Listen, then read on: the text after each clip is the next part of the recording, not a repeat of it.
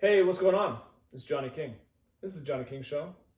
I'm here with my friend Dave Momper. He's also named Nature Dave on his social media account. He's got millions of followers. Thanks for being with us, Nature Dave. Absolutely, absolutely. I wish that was actually true. Yeah, I do too. It does feel like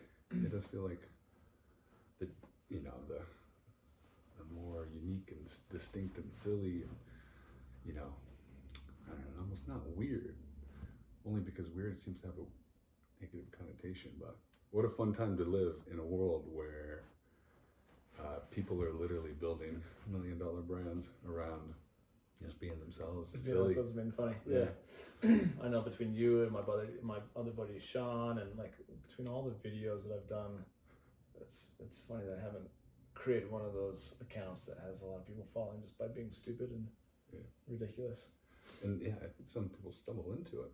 It's true. So you're being intentional with your brand, and maybe the takeaway, if there's one for both of us, is just like to have the freedom to truly show up and be yourself. Yeah. And that's some of those channels seem to catch on because they're so absurd, but other people like just the realness about it.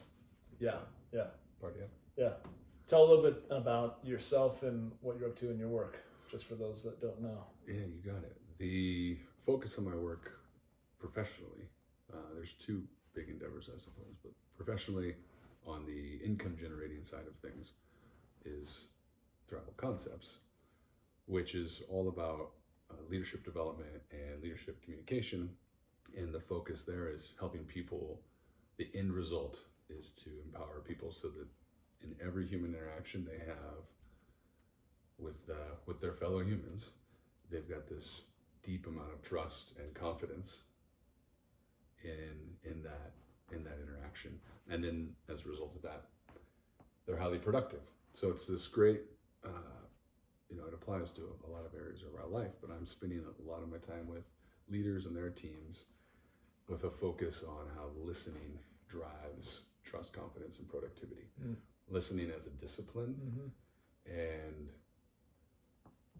the reality is I'm pursuing mastering listening. I'm not, just because I'm coaching on it doesn't suggest that I've necessarily mastered such a complex thing, but it is something I've been a student of now formally for 3 years with the listening intelligence methodology. And that's just elevated the act of listening to center stage for me.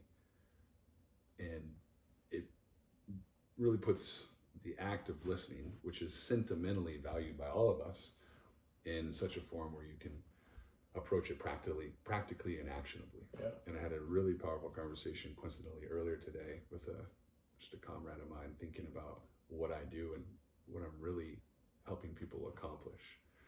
Like the end result is trust, confidence, productivity, but he awakened in me this realization that I'm helping people have the courage and take part in the discipline of listening, which is really elusive until you have a toolkit and techniques and someone in your court.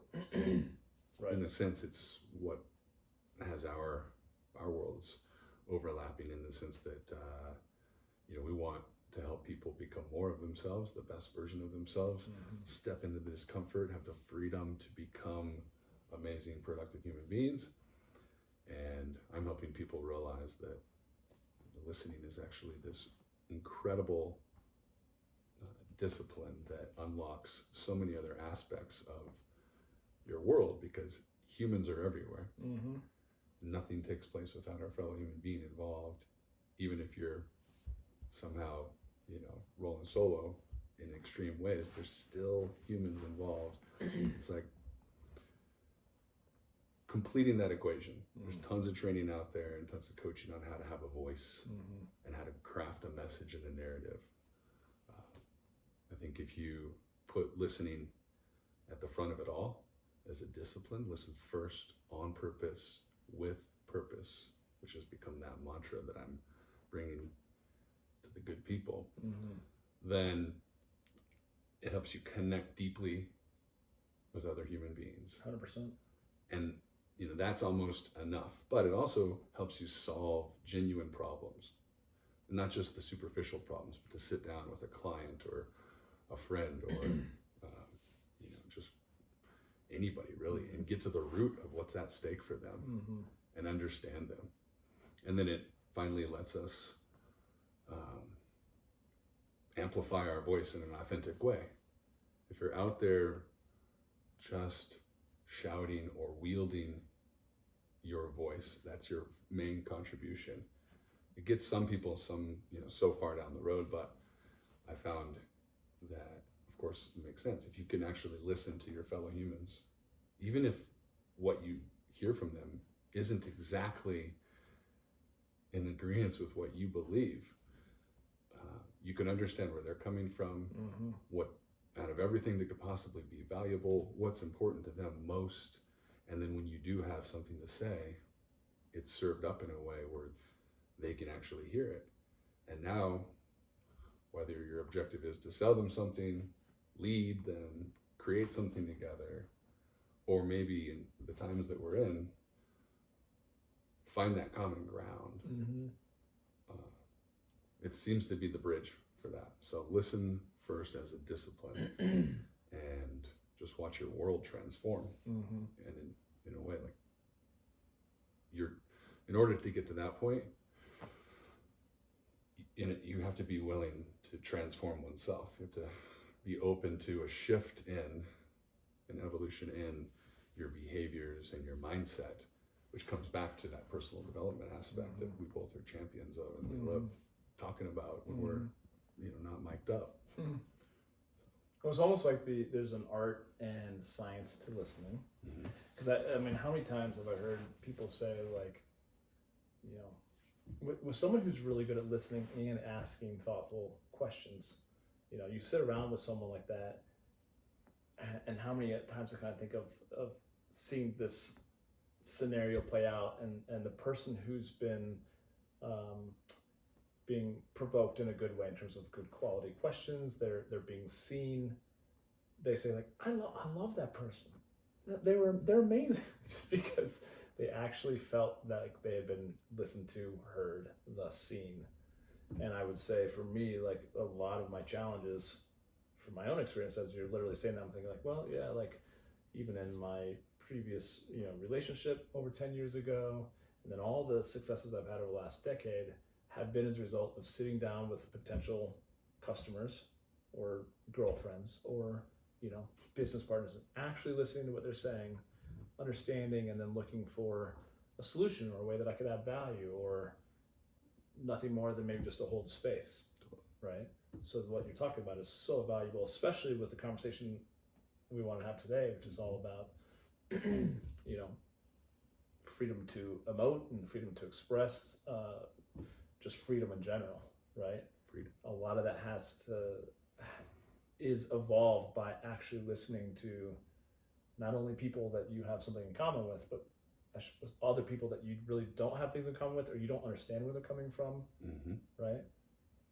So I don't know. I think it's a really powerful thing that you're doing, and much needed, especially in the world that we live in today. Right. So I'll expand one thought from where you're at with that. On the tail end, you had me thinking about one of your big mentors, Tony Robbins, and that go to give sentiment, where if everybody showed up and gave and added value to the world collectively, there'd be a ton of value.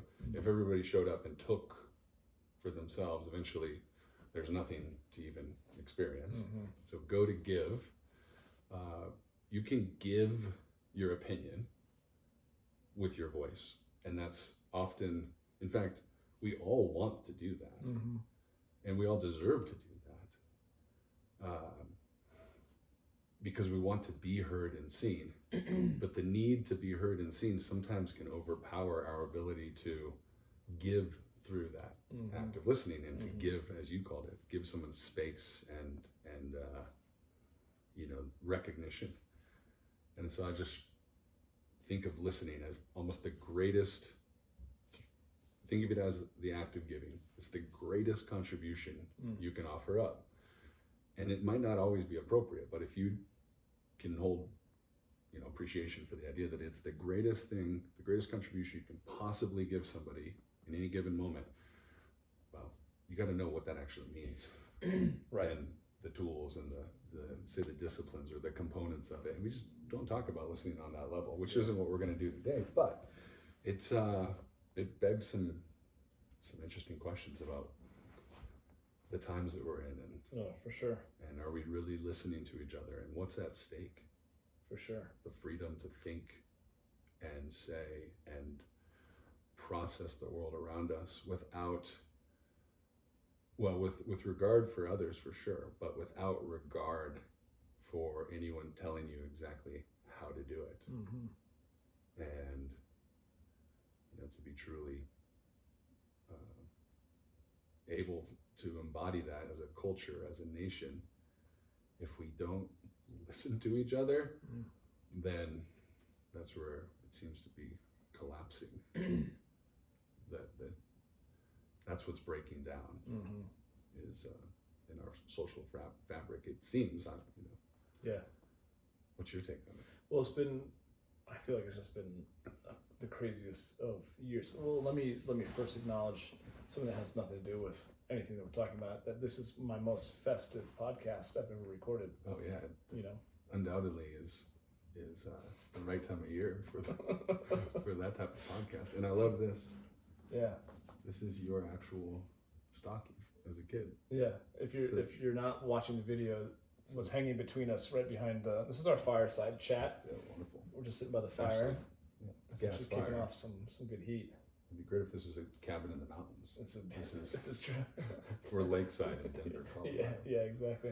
But in between us, I hung my my sentimental stocking. I have very few things I hold really sentimentally close to near dear to my heart, but this is a stocking that my mom made for me, and she made for each of all my siblings within that first year of being born. Dude, it's clearly handcrafted, and it's got some airplanes on it. I love planes. What are these here? Those These are like, lollipops? Those are like cars. candy cane lollipops. Wish everyone could see this. Yeah. Do you have any ornaments on the tree that are sentimental, that are really special? Just two. The soccer ball, it's not that sentimental. And then another one that has Johnny on it that's misspelled without an H. And that was your fault, or? No, that's from 1981, so I don't know where that came from. I thought I had more, and as I was just opening up the box and going through them, I was like, oh, yeah, that's the only two. Ornaments were great, and still are. Almost every year I get, the other year I got a canoe. Well, it was a canoe ornament. Santa Claus rowing a canoe, paddling a canoe with presents in it. Yeah. It was like, who's making these things? These are amazing. Yeah, see? They do. And my parents write my name and the year. They say Xmas, 2019 on it. They still do this to this day. You have a Christmas tree though this year? Or will you? Yeah, I will. Yeah. Yeah, Mac and I are going to get a little, it's going to be a Charlie Brown tree. As long as you just have enough branches to handle all the ornaments you've got. Right. I tend to lose them. No wonder your parents keep. Yeah. Here's another one. Yeah. But either way, you're right. Festive, really cozy. Happy to be here. Yeah. Thanks for having me. Yeah, that's good. That's good. It's fun. But no, what I'm appreciative about a conversation we're about to have, and the conversations that we've had, countless times over the years, is that, Dave here has such a huge heart and a love for people and for growth and for adventure. Nature Adventure Dave. Nature Dave. He comes up with great jingles. He came up with the jingle, Johnny King Don't Care. Do you want to sing that? Oh yeah, sure, I can do that. Yeah, go ahead. It goes, let me think about it real quick, because it goes, this is going to be ridiculous, but Johnny King don't care. Johnny King don't care. Yeah. Johnny King don't care. Johnny King don't care. Yeah. If anyone wants to loop that up, throw some beats down. Yeah. But Johnny, as our friendship evolved and developed, there was this, and now I admire it. And maybe, I don't even know, I shouldn't have been judgmental about it if I was. And maybe maybe now it's like your greatest skill set, but it just seemed often that Johnny King didn't give a single shit about certain things. And he'd tell me these stories, and then I would be like, well, obviously Johnny King don't care. He just couldn't care less. Yeah. And it was about stuff that, I was like, either it's good to not care about those things anymore, move on, or are you sure you don't need to work through something right there? Yeah, exactly. That's what the double-edged sword of, like, my thought is like, Johnny King don't care probably more times than not showed up as a defense mechanism to not fully going all in or not resolving something and just be like, I don't care, so I'm out. I may have failed that test, but you know what? If I cared, I guess that'd be a problem. But since I don't, go fuck yourself. Yeah. And as your buddy, I'm like, you should care a little. Yeah, exactly. That's like graceful indifference. Yes. And but yeah, I get it. You don't want to hold on to certain things. Yeah. Things serve you, and then let them go. And exactly. Hold them in gratitude. I'm stepping into that a little bit more as I What do you not care about most right now? Like, what are you letting go of, I guess is a better way to put it. But for real, I mean. Oh, that's a good question. That's actually a good question. What don't I care about the most right now? But that was just cheeky.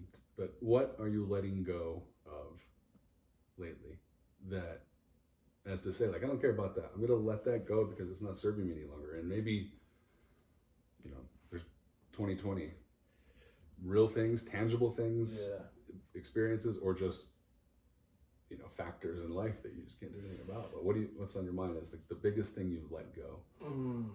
Or there's a question of what have I let go, or what am I attempting to let go? We're in the process of letting go. Some of those things are pretty challenged right now. I think letting go of the expectation of how life should be right now. That's probably the biggest thing I've let go, which I think dovetails perfectly into our conversation, just because a lot of us have experienced some of our freedoms that we take for granted to be not necessarily taken away from us, but altered, right? Yeah, or realized. Yeah. Spent more time in this house of mine this year than I ever anticipated, and we're back into quote unquote a stay at home, So I think that's been a little bit of a challenge. That in of itself isn't bad. What it is it's the mental health aspect of that, of feeling lonely or not taking care of yourself, or not working out, or eating crap food, or getting into a routine of Groundhog Day experiences, and thus you don't really see your life moving forward, or you don't see a lot of relationships moving forward. That's been hard for me. But in Groundhog Day, it is Bill Murray. Yes. And it's Bill fucking Murray. Bill fucking Murray. I have this poster on my Love wall in my office, and it's stylized, illustrated, and it's just this laugh, and it's Bill Murray. So in a way, that's all you can do with half of what we're going through. Right. And I think the whole Johnny King don't care for me is like, you know what? Just accept what is, and don't assign too much, value to it, and just move through whatever you got. Don't give so much shit about things, so many fucks, if you will, to where it really stops you from. I just cared so much about everything and tried to be so perfect in life that really slowed me down. And so a big part of this podcast, which especially with a lot of the conversations I had with my black buddies and stuff like that, like, talk about caring, and then feeling like I'm walking on eggshells, or feeling like I look like a complete asshole, or like ignorant as fuck. I'm kind of like, well, I'm going to put myself out there and looking at that, because I know I look like that, because I am. And yet probably a lot of people are also, but at least I don't care enough about my personal reputation to at least not have the conversation, because it's not about me. It's about letting my brothers be heard, Sure. So. Well, I wonder, you could be ignorant. That's possible for sure. Yeah. And I love whether you are or aren't isn't almost the declaration to make. It's just that it's possible, and I'm gonna risk that cost, that perceived possible cost, on behalf of this benefit, which is to actually learn, right, and provide a sounding board yeah, for my fellow human beings. right, I love that, and in a way, tying it into the big theme, which was freedom, mm-hmm. freedom, the right to freedom, and how that seems to be this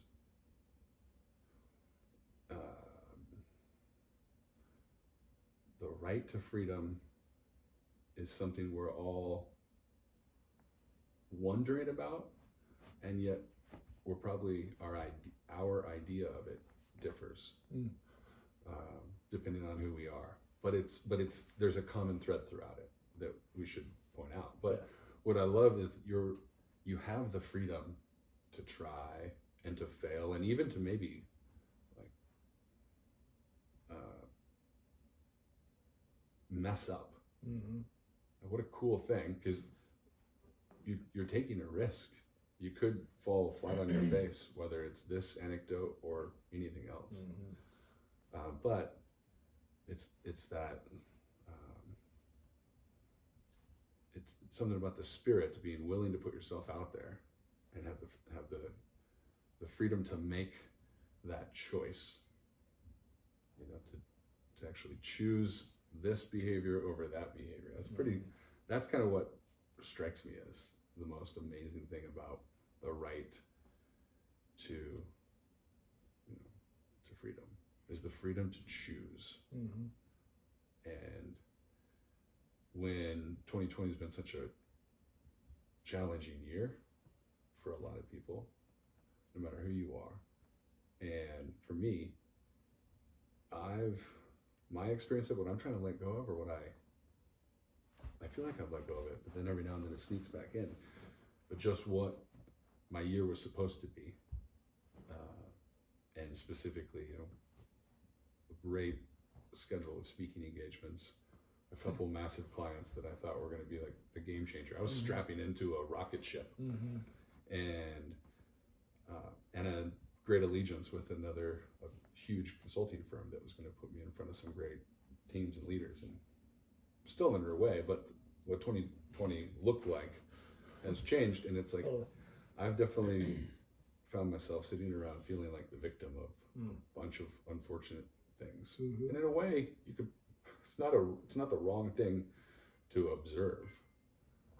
And a lot of people in life can feel like the world around them is holding them back, and in a way, it is possibly. But you actually have the freedom to choose your thoughts and pursue a different outlook, and you have the chance to pursue a completely different narrative, and you might even be wrong in that narrative, but the contrary to all of this would be that you don't have freedom to think, or to believe, or to try, or to speak your opinion, and that goes away completely on the extreme. And I hear people on both sides of what recent choice we all just had to make worried about that, which then makes the idea of freedom so topical for us. Like, what does freedom really look like and mean? And if it's worth fighting for, what really is it, and how do we make sure that everyone has it?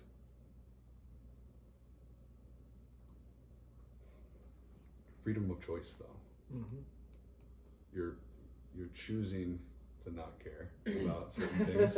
Right. Back to Johnny King, not caring, and that's what's involved in that choice for us as humans.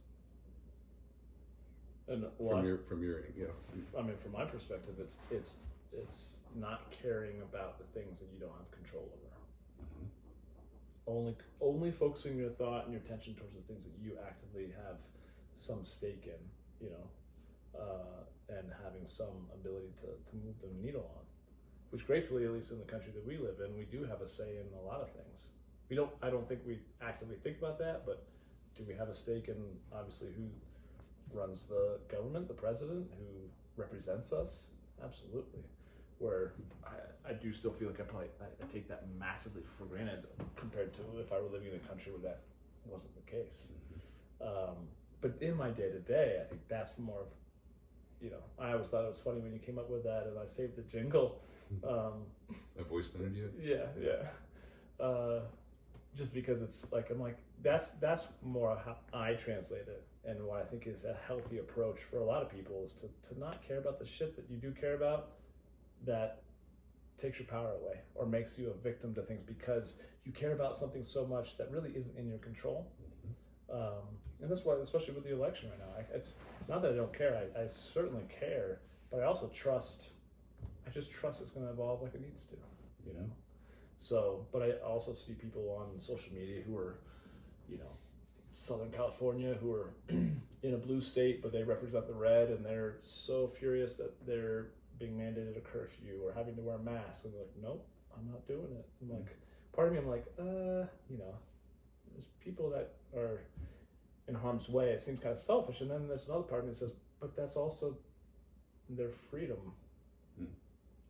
to wear a mask or not to wear a mask, or to get an immune shot or not, right? A vaccination or not. It's like, so I don't know how this all plays into our conversation, but it's there's a lot of stuff going on right now in so many different ways in this year alone regarding our personal health, our political health, our racial health, our health as human beings and as Americans, that's worthy of talking about, but that whole,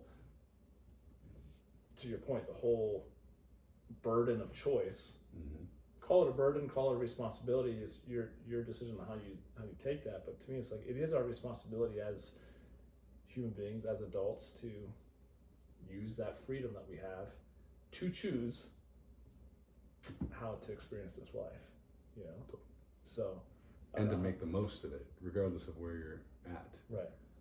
Which, on the contrast of victim, just because it's an alliteration, is victor, and just showing up and believing like I can pull this off, and I have the freedom to behave boldly, bravely. I have the freedom to think creatively and audaciously. I have the freedom to not even have the answer, but to sit down with my fellow human and like sort through it and possibly be wrong, and yet work towards the greater, the ultimate truth, or the ultimate the ultimate truth, what's available to realize through this process. I was struck by there's two things. One is like freedom, and then freedom that compromises other people's perceived freedoms, back to the California thing, but then also what it actually means to be an adult in life, and how it ties into making choices amongst a sea of decisions. So being decisive and the freedom to do so is both this beautiful thing, but it's also kind of a burden in a way. There's a duty behind it as well. But as a tiny kid, right out of the gate, no one's making their own choice. Involuntarily, bodily functions maybe. Yeah. But it's like, you're just a babe, right? Intentionally, instinctively, you're just reacting to your environment. If you're hungry, you scream. And the entire world is making decisions for you, and then take it to adulthood, and there's of course a transition, but now no one else will make a decision for you and on how to live your life. That's the ultimate freedom, actually. But then the duty, the responsibility, the burden, if it even is, it should be kind of this great honor in a way, is to make those decisions and make those decisions that will better your life, not at the cost of others. So therefore, that's the quagmire with, say, the shutting down things and other people telling you what to do, but it's on behalf of the goodness of other people or the protection of other people. It's like, what an interesting human experience to go through for people. Yeah, it really is. But as at a certain point in life, we start bestowing this act of being decisive on kiddos as we're raising them. We teach them how to make the right decisions and the wrong decisions, what's good and bad, how they get to wield their individual sovereignty and mess up, learn from it, take some insights, put it in their pocket, don't care about the rest of that stuff. But it sounds like everyone's dragging trauma around in their life these days, based on every other podcast I hear, which is probably real as can be. Yeah. More so for others than certain people, but it's like, you get to learn how to exert freedom through your choices, and eventually the duty of freedom is fully in your hands as an adult. And now it's like, what does that mean for us right now? The duty, the right to freedom, and the duty bestowed on us to make decisions and to kind of like to go make the most of this amazing thing that we have available to us. Seems like there's certain people, everyone has a right to freedom. Everyone would want to agree, or I would think everyone would agree, like everyone should have a right to freedom, but it is apparent not everyone has the same starting point. And that, it's right now I see this tension where no one's allowed to actually believe both of those things. Like everyone should have, like, don't take away my freedom, or don't, but at the same time, I don't want my fellow human being to not have full rights, and there's a ton of people out there who are clearly neglected. And you talk about privilege and disadvantage, and it comes in all shapes and sizes. It's like, how do we show up as human beings with everything that 2020 has revealed to us in such a way where we are still fighting for freedom, and yet fighting for the freedom of other people who clearly don't have it. And I that's almost the discussion I want to have with the world around me, that we thought, what if we could prompt that with this type of conversation? Gets me thinking about, have you ever read Man's Search for Meaning by Viktor Frankl? Viktor Frankl, yeah. I mean, that's a great example of someone and someone's, a race of people who had a lot of their freedoms taken away, down to what he realizes that the only freedom he really had to express was the one thing they could not control, which was his own thought. Yeah, right? His imagination. His imagination.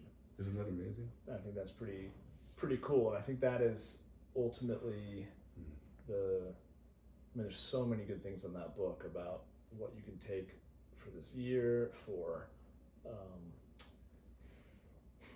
the political landscape we're living in, and everything else right now.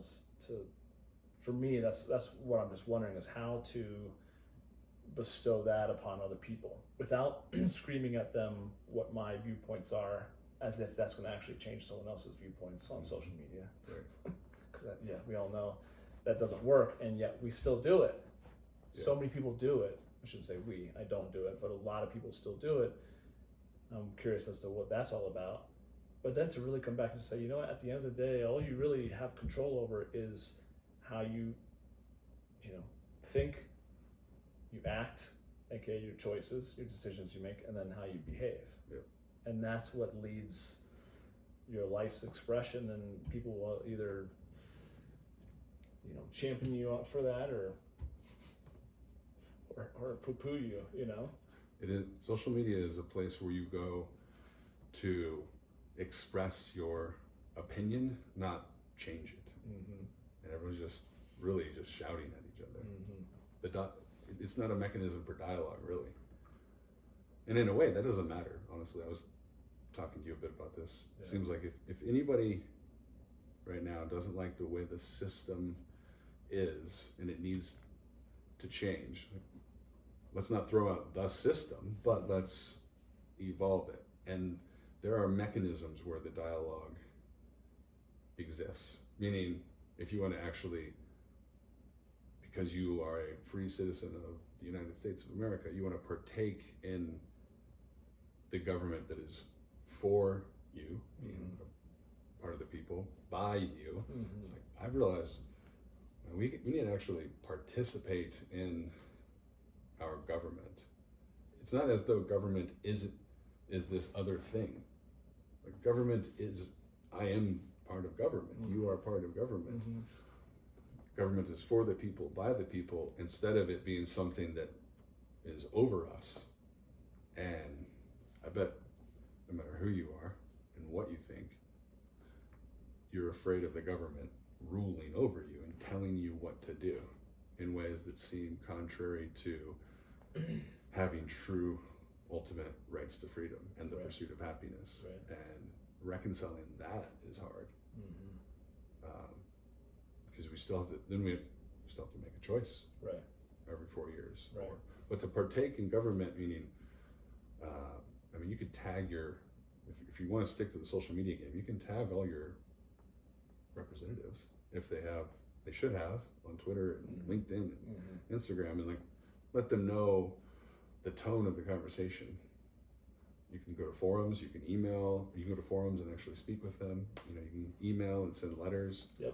And I've never really thought of influencing government in that capacity, and almost like partaking in the system and trusting that if we have the right to have a conversation and have differing opinions as human beings, and you and I mean, we're buddies for a long time, so obviously we have shared values and whatnot. We are two different people, so we don't believe the exact same thing, let alone probably anywhere close to it, frankly. But the ability to have discourse, such a, you know, just all of a sudden you start checking in on the way that the Constitution and the amendments are set up, and what the Declaration of Independence is. And even, have you recited the Pledge of Allegiance recently? I have earlier this year, but I had to look it up again because I'm like, how do I say that? I pledge allegiance to the flag. Yeah, so I had to like. Of the United States of America. Yeah. And to this republic. For which it stands, one nation, under God, indivisible, with liberty and justice for all. Right. And I thought about, gosh, I haven't said that in a long time until this last week. Do they even say that still in school? I think it's, you know, that's a debate. Which is interesting. I mean, I haven't really, every single morning we would start that way at school, you know, and saying it. It's a powerful sentiment. It's almost like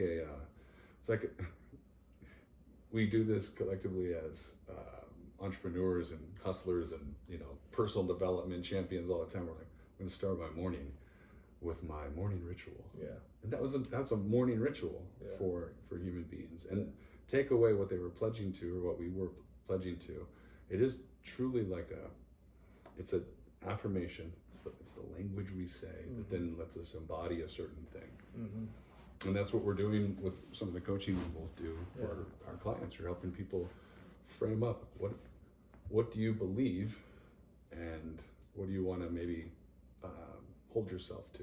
So then, just such an interesting thing to think that all these little mechanisms were set up to afford us this experience called the United States of America. And it's an idea only at first. The Declaration is the expression of that idea. Then the Constitution is the system that guides that idea coming to life, doesn't guarantee it. And then there's these amendments to recognize like certain maybe nuances or facets that need a little bit more attention, but it's pretty amazing to me that, you know, that it exists in a way. And it's like, how do we all, the layman's, as though that's a bad thing, but as opposed to say the elite, the people who do wield power right now, how do we, through our system that was designed to give us the power as human beings, as people of this country, how do we wield that in a way where we're not letting freedom, we're not compromising individual freedoms, and yet we're able to stand up and give those who need our love and support, their love and support they need. Just begs so many questions for me. I know, which I think is why it's a good conversation to have here, in hopes that it sparks other conversations. If someone's listening to this and then they go home and talk to their significant other, and who knows, right? That to me is the beauty of the podcast, and I've talked about it as it's almost like my own virtual or audio journal. I'm just kind of writing into 3 times a week, and to me it's so much more. it's more about creating more questions and more conversation than just talking about these are the right answers, right? Well, that's powerful right there. What you're saying is creating more conversation means that, well, the moment we all make a conclusion, there's a period at the end of that sentence, and there's nowhere else to go. Even though, in a sense, getting back to, I just want to acknowledge the act of making decisions and choices. You have to make conclusions in life, and it's good to hold. It's good to make conclusions. It's good in the sense that it's productive, it's necessary, it's efficient, it's healthy, all these things. But you have to almost double check your conclusions, and the moment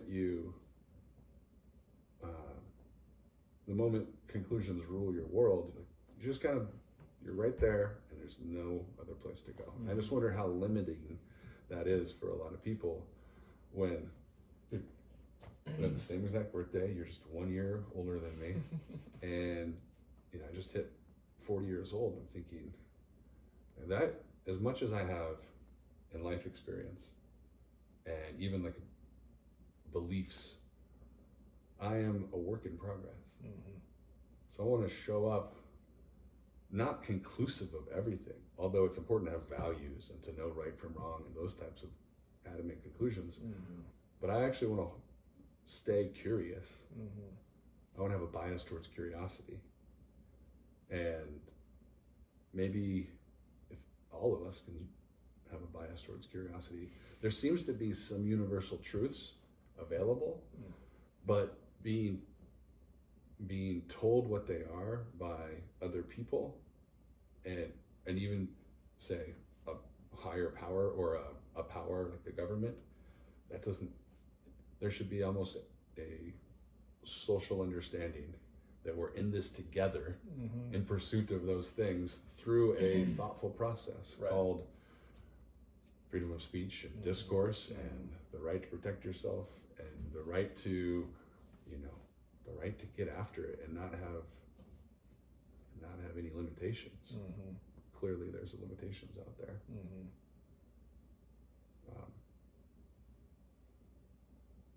I agree. I mean, I was thinking to myself while you're saying that, I was like, things I think generally speaking, not everyone would agree to, is that love, for instance, always trumps hate. That flying planes into buildings isn't good.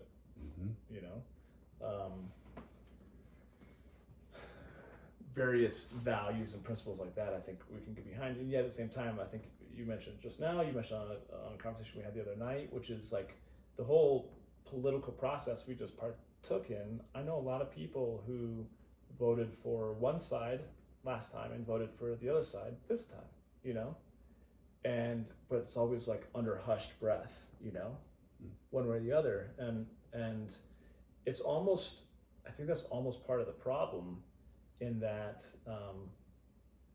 and why I think so many people were maybe surprised with the fact that maybe half the country voted for one, guy and the other half the other, because one half the country was kind of relatively hush-hush about it, out of what? Out of fear that they're going to get their house egged, or who knows, right? Yeah. And so I think that's people were fearful on both sides, though. Oh, for sure. Right. Yeah, that's what I'm almost. And irrationally. Right. But also, in many cases, you're like, there's some evidence there, and if I'm going to extrapolate that happening on a grander scale, like I don't want that to happen. Right. So I'm just completely opposed to whatever that might. Right. Well, and not, I can relate to that. Yeah. That's a fair assumption.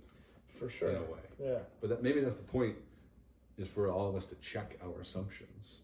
That's what I was saying. Okay. Because everyone has the right to change their opinion. Everyone has the right to stay curious. Right. And to learn. Maybe I voted for this guy, and then I learned over time, you know what, that didn't work out, or my life circumstances have changed such that I see it from a different perspective now this time. So I'm going to vote for this guy. Right. But that's the journey that I feel like we as human beings a lot of times don't give each other enough grace to know that we're all on this learning journey.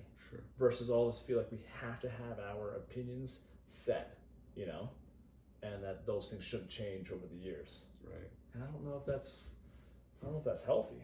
And in a way, I hear people who would articulate an opinion, and to get a layer deeper and understand where they're coming from, like I wonder how many of my opinions I don't really have well thought out, and they're just part of the narrative that I'm kind of, oh, that makes sense to me. So I'm just going to say those things because I've been told those things, and I can see them being reasonable and they concern me. And each of us has like an obligation to be like, oh, that's what you believe? Mm-hmm. And not make a judgment on that belief, but actually, as you said, stay curious and almost take the conversation further. Don't make a conclusion together, or don't make an assumption about them. Stay in that moment. Like, I wonder what has them with this perspective. There's got to be more to it, whether you agree or disagree. Right. Because it's almost, we don't want to understand. I almost don't care what you think, in a way. There you go. I care why you think what you think. Right. And yes, maybe if we want to say go on an adventure together and we disagree, like what you think might bother me if I don't like that idea. Yeah. But if you want to go to this place instead of that place, and we just there's nowhere to go if we leave it at that. But if I can stay in that moment, like, well, why do you want that? Mm-hmm. Where are you coming from? What experience what experience in your life have you had that has you thinking that, feeling that? Mm-hmm. What values do you have? Mm-hmm. What expertise? What worries and concerns do you have? Every single human, as you're walking through life, like look around, and that person, every single person, that person right over there on the sidewalk has a set of purposes and concerns and outcomes that they desire. Mm-hmm.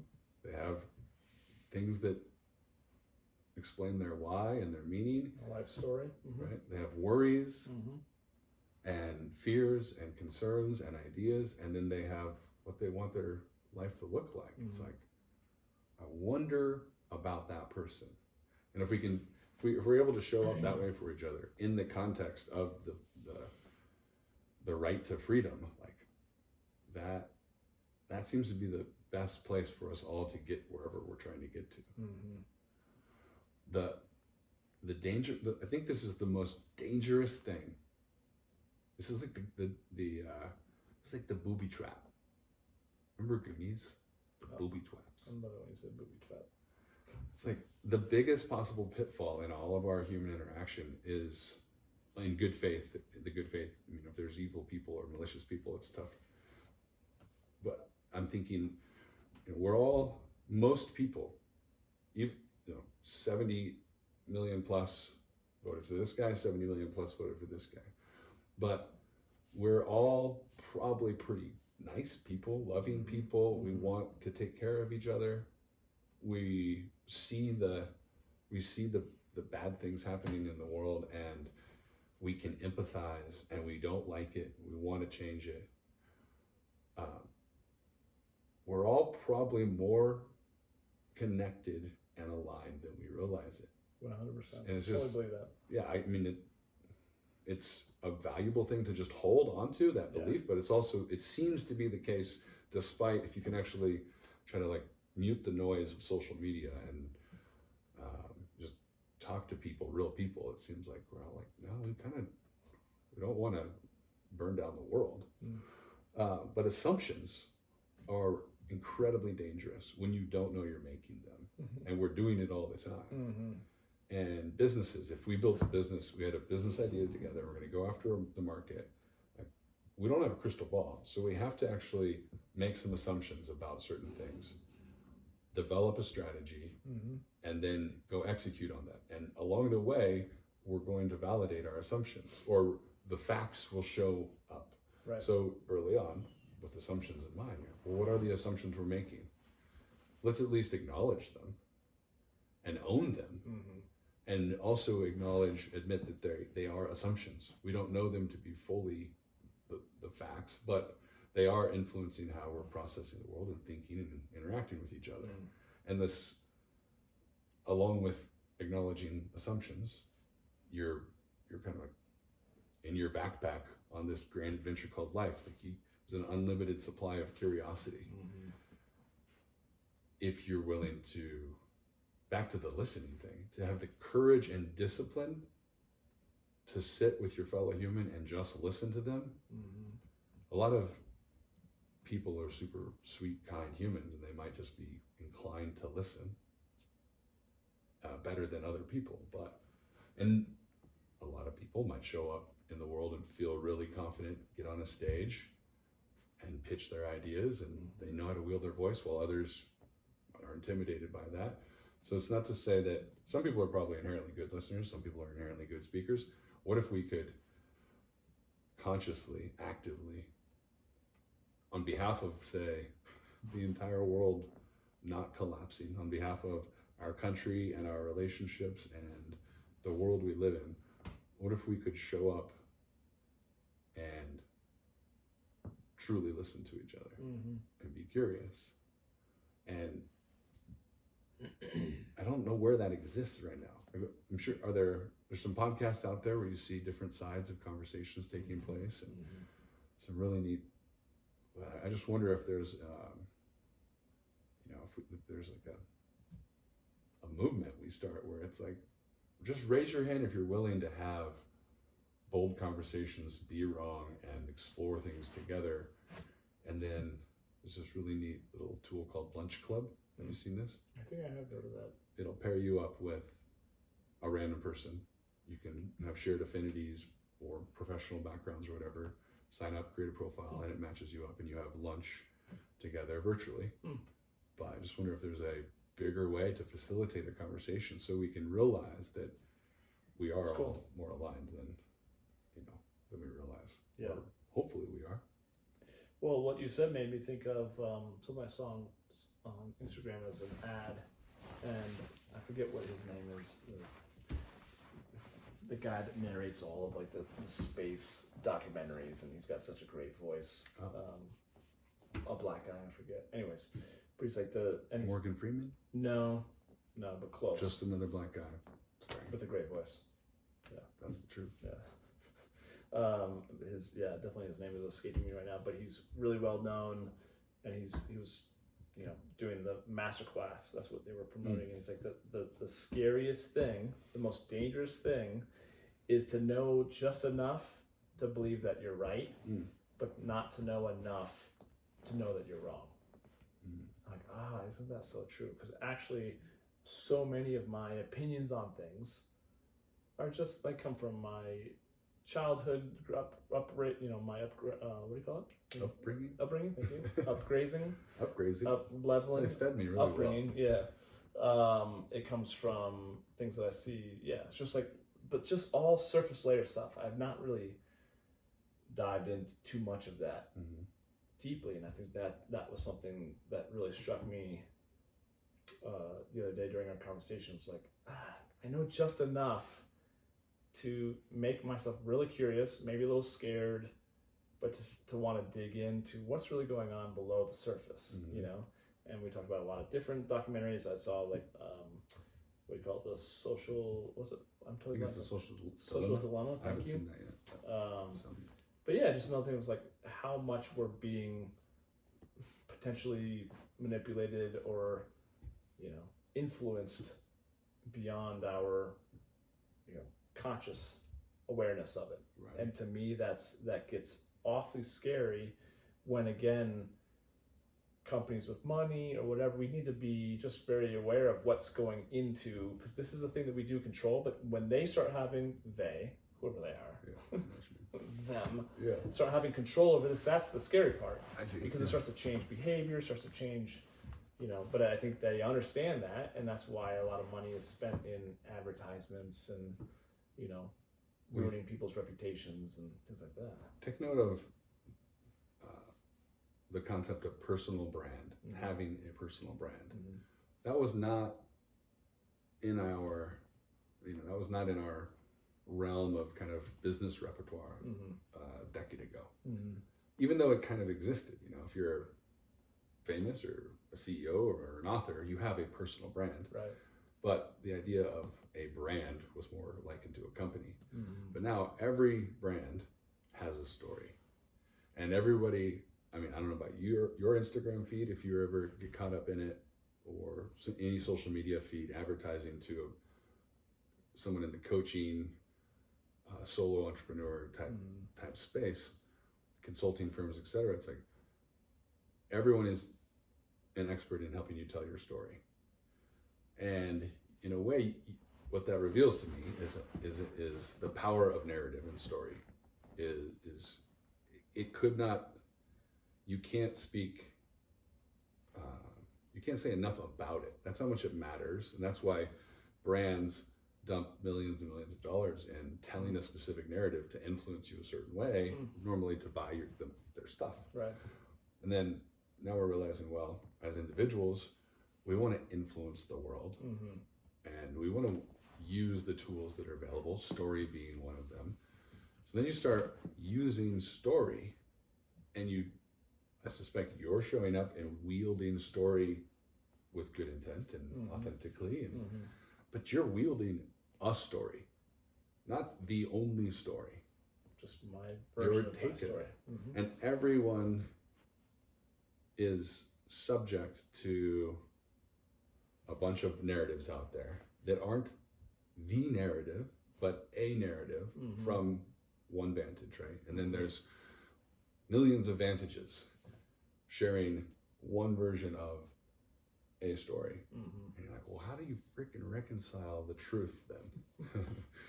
And it's to be a critical thinker, which isn't to say like, I decide right now, I'm a critical thinker. That's how you know I'm a critical thinker. I tell you that, and then I decide I'm a critical thinker. No, it's actually an ongoing process in which sometimes you probably won't be successful in a way, and you almost like got to stay on your toes, and you have to know that critical thinking isn't just something you do every now and then. You do it always, and the freedom to think critically, and even the idea itself over here. I mean, there's probably cultures and societies that either the need to think critically. Well, I bet everybody has had to, every culture. But there's somewhere you're not welcome to do that. The second you start questioning anything, that's a signal that the powers that be aren't. I don't know, they might be. There's a reason you're not allowed to think critically. Seems pretty obvious to me, at least. And so just to be able to show up every day in America and think critically and ask questions, stay curious, be skeptical even in a healthy way of both sides at all times. And I wish there weren't only two sides, but every 4 years there's only two sides. Two choices to make, or a decision to make amongst two choices. And I don't know, man, that's almost the scariest thing. To think if we lived in a world where you weren't allowed to think critically, or we didn't even appreciate the value, and all of a sudden, does that stifle creativity and art, innovation, What is it? What else? I mean, it seems to be this interesting ripple effect that freedom is tied to human expression, and art, and absolutely, and speech, right? All the rights that we do take for granted, probably a lot in this country. Yeah, it's fascinating, and I think that's probably one of the why I feel like working on one's trauma, healing their wounds, that's a lifelong process. I don't know if you ever really say, I'm healed, I'm 100% healed, but I feel like it's kind of a prerequisite to get to a point where I can have my opinions about things and my beliefs, because like you said, come November 3rd, we all kind of, those that chose to cast a ballot for one person or the other, right? But it shouldn't mean that that's where your curiosity ends, right? Right, or that your decision ends. Right. So I think that's the hardest part, or to me, more the exciting part of being an adult is where you have these opinions, but then to continue to welcome in these conversations, like we had the other night, be like, okay, does this still validate the direction I'm on, or does he have a really, or she have a really good point? Like, oh gosh, I got to really look into that. For instance, with my conversations with so many of my Black buddies, a lot of the documentaries they put me on, the books, I'm like, I didn't even know this was going on. Like, shame on me, but that's, my privilege, I guess, of being who I am, or the color of my skin. And yet I'm like, okay, I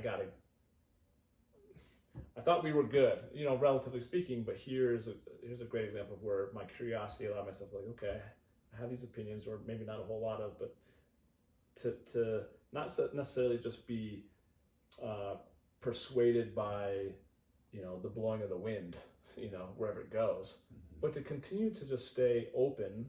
And I think that's where your sense of self-worth and value and self-love can bring a place of grace and empathy to where you say, I have my opinions, but I'm not going to try to put them on you. I'm curious to hear your opinion. Like you said, I might not respect your viewpoints, but I'm really curious and can respect your thought process behind it, which would be how I would parent any future children of mine, because they might do things that I wouldn't have done that, but I also want them to learn their own lessons, and be free to learn their lessons versus feel like there's so much under the eye of myself and my spouse that they can't make their own free choices, otherwise they're going to be scrutinized and punished. Right. I don't want to raise the next generation in that way, Well, in a way, then the freedom to fail and mess up and learn and all this, and like it. As I was just thinking, as a little kid, and a father, like coaching them, I was just struck by this idea. It's escaped me for a second. Let's see if I can tap into it. But it's like, you want to raise, the reason you want to raise robust, capable, compassionate, value-creating munchkins. Yeah, leaders. And the world, if the world is birthing humans,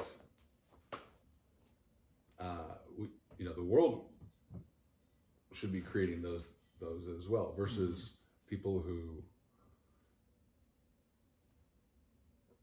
are, say, entitled, given everything, and don't understand that victor mentality, to persevere and to take ownership and personal responsibility, to create in their mind and then take action. But there's still some things to reconcile in that, where it's like, but there's people who just simply don't have the favorable or privileged circumstances. And so what do we do? What do we do? Because to take people who are in a privileged and advantaged position and then cut them down doesn't seem right. But if they're ignoring the rest of the world or the rest of their community, their value. It's not right. Yeah, that seems like it's creating waste in the system, not value in the system. So then, how do you then create this world? And that's almost what I think the next chapter for us is, in a sense. Like, say me personally, in the next couple of years, and showing up in a way where I'm embodying that, and hopefully, no matter who's in power come January, and no matter where the economy goes, like, if we're evolving towards something, maybe it's that place where we get to, I don't know, help each other out actually through the mechanisms of freedom somehow. 100%.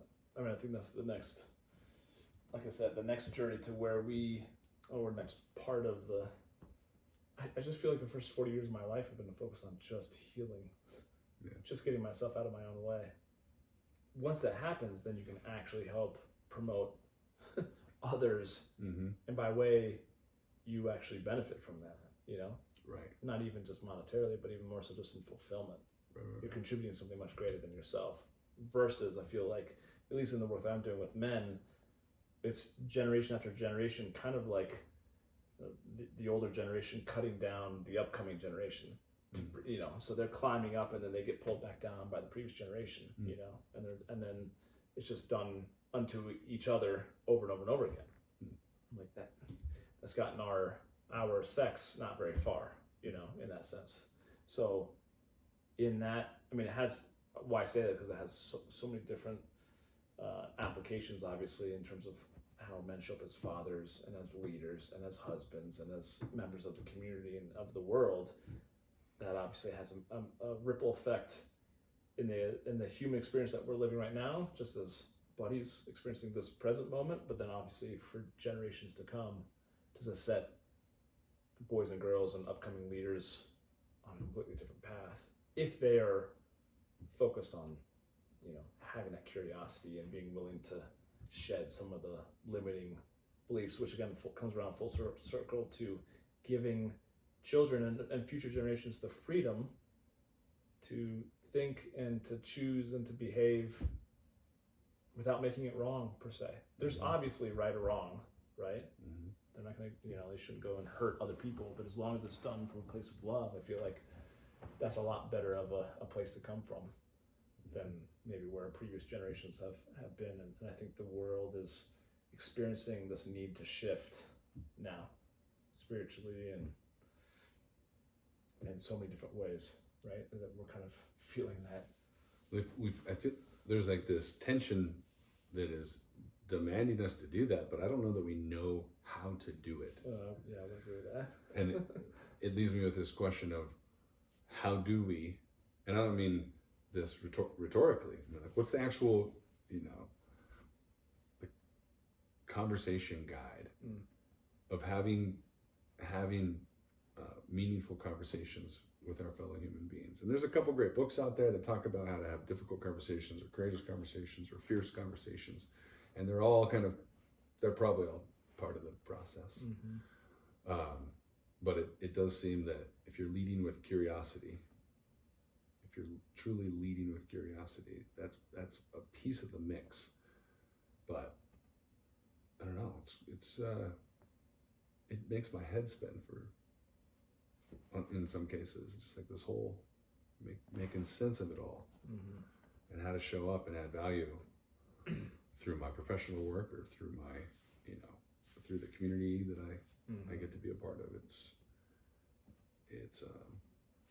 and just how to make sense of just the chaos and the noise out there. Yeah. My thought still goes back to the not caring, meaning at the end of the day, you really only have control over yourself and your own thoughts and your own actions. So I feel like it always does come back to your own personal responsibility of remaining curious to evolve and become the best version of yourself, which is what we are stewards of. But then from there, linking arms with other people who feel like they're doing the work as well. Right. And then as a collective mastermind of people coming up with solutions, But it's I said it on a previous podcast that I recorded earlier today, like if you were triggered, I'm sure we can all probably think of this in terms of like a relationship. If you're triggered, you immediately go into your own shit, and it's like you're not thinking about war across the other side of the world or other things going outside of your house. You're only thinking about your own shit, and that's because there's an area that you've been triggered. You have a nerve that's been hit, and you immediately go into self-preservation or self-protection, right? If you could live in a world where it's not that you don't care, you're free, you have freedom to care about whatever you want to care about. That's the beauty, right? But you're not actually robbed of your own personal power because you're triggered by things that you're just programmed into caring about, right? And so from that place of having been healed and working through your own stuff, things can come at you.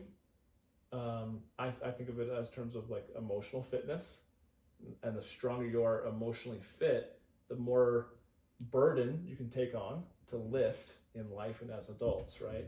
And as adults, before we're dead and gone, like that's a responsibility. Otherwise, we'll both be 80-year-old stubborn fucks who are still angry about, you know, why daddy wasn't there when we were 6 years old. It's like grandpa's just obstinate, and you know, it's like that's just grandpa, versus our grandchildren loving us because we're helping them think about ideas, and we pass that torch on to them. You know, I think that's the freedom that I get excited about as human beings and living in this time and age, even with its craziness. Right? The 4 Agreements? 4 Agreements. You know that? Yeah, I read it. It's upstairs. It's right here. It's so relatable to what we're up to. Yeah. Let's see. Shoot. Be impeccable with your word. I don't know by heart. Be impeccable with your word. Make no assumptions. Yeah. What's the middle one? Always do your best is the last one. And let's just see. The summary of these. Oh, that's the one. It's like the most important. Don't take anything personally. And that's kind of like the don't care part. Like I'm gonna. Exactly. But you're gonna be well intended with what you say and how you show up. Be impeccable with your word, right? Mm-hmm. But you're not gonna let it get to you. Mm-hmm. You're not gonna let it affect your world, which sounds like a beautiful idea, but it's also very difficult. It's probably the most challenging thing to do. Don't make assumptions. Huge, and then show up and do the work. Always do your best. Right. And what a cool thing that if you're failing, you get to become more of yourself. You have the freedom to do that. Right. The freedom to become unstoppable. Exactly. Well, we could rap for a long time, but I gotta go to the bathroom. You could hit pause. No, I'm just gonna be honest. I gotta go to the You bathroom. take I'm half highly... the podcast to the. That's great. Yeah. We should sit around fireside chat with a little, I don't know, some cider, some muddled wine. Yeah. Oh man. How about some eggnog? After my 75 hard challenge is over. How many more days? Oh, only like 60 more. Yes. 55. I'm close to day 20. Sounds like a 2021 adventure. Late January. Muddled wine. Sitting by the fire while the snow falls. We could do a podcast in the woods, and maybe Nature Day would show up. I would freaking love that. You know, I would. But thank you for being here, man. Absolutely. This has been sweet. This has been Pleasure. perfect. I hope you've enjoyed it as a viewer or listener. If people want to get in touch with you, where can they send mail to? I receive digital mail 24/7. Yeah. Dave is my first name, so Dave at thrivalconcepts.com. The website is Thrival Concepts, THRIVAL. Thrival, like survival, but a level up. Thrival Concepts. And otherwise, man, you probably find me in a park throwing a frisbee. Somewhere around here, Denver. Yeah, awesome, brother. All right, man. Appreciate you, man. See you. Thanks, guys, for listening. Until next time, we'll catch up with you soon. Cheers.